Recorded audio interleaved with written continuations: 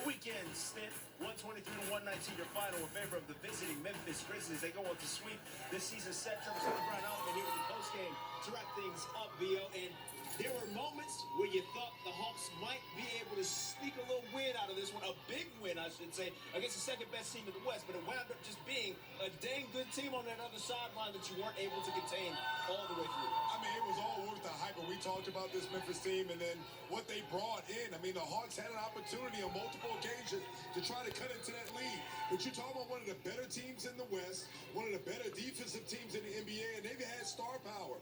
You know, we talked about the matchup between Ja Morant and Trae Young, but there are other players from Memphis. They had 6 guys in double figures. They basically showed up, especially in the juncture of the game when they needed to be able to close out this game. One of those other cats, mind you, was Desmond Bane, the forward key to the game. 25 points for him. And, bro, it felt like there was a stretch there where he just would not miss the basketball. Well, here's the thing. We talked about this Memphis team and the fact that they're very good at getting to the cup. And I thought that he was able to set himself up by knocking down.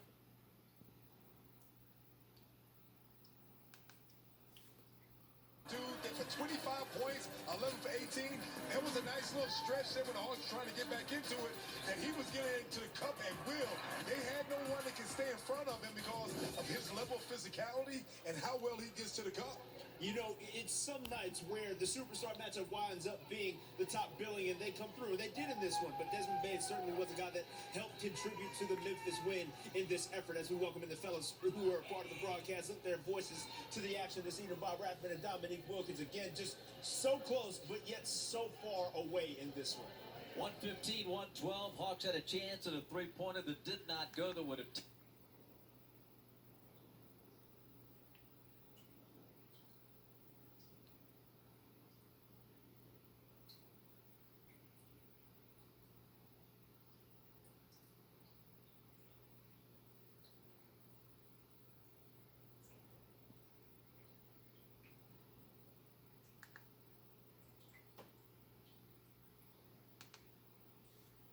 Just like a microcosm of the season at large, yes, moments sir. where wins could have come about, but just fall just that short. Fellas, appreciate it as always. We look forward to hearing you on the next one. You got it. Just See you Tuesday. Continue to roll on here. Topic for together. Let's go places. Memphis had their offense on and cracking all evening. Lost 6 double-digit scores for them here.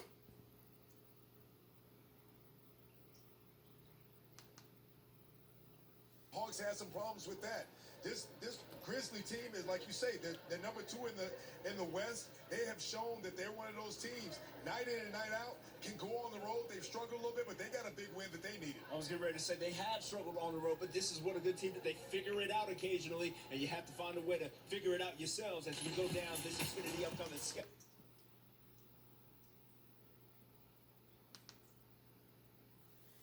Here at the farm.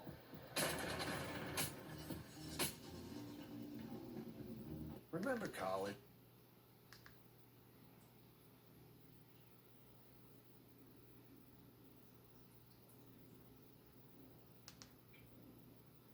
Brian Oliver here with you, post-game.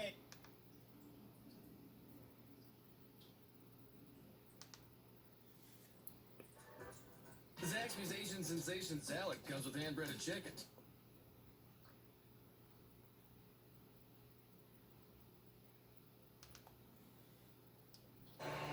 Live is brought to you by Xfinity. The next generation 10G network only from Xfinity. The future starts now. And by your local Ford dealer.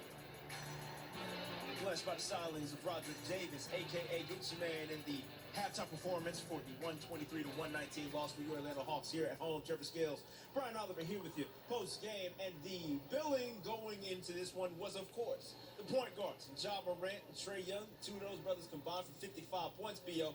You know, lived up to the hype, to say the least.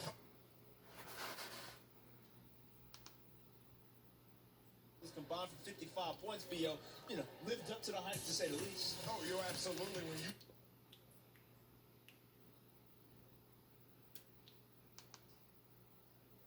of how they were able to produce. Look, again, Trae Young absolutely rolling, a double-double for him, point assist, yet another one of those for him. He may have won the battle, but it winds up being Ja Morant winning the war. We're going to continue rolling along here with your Hawks post-game coverage.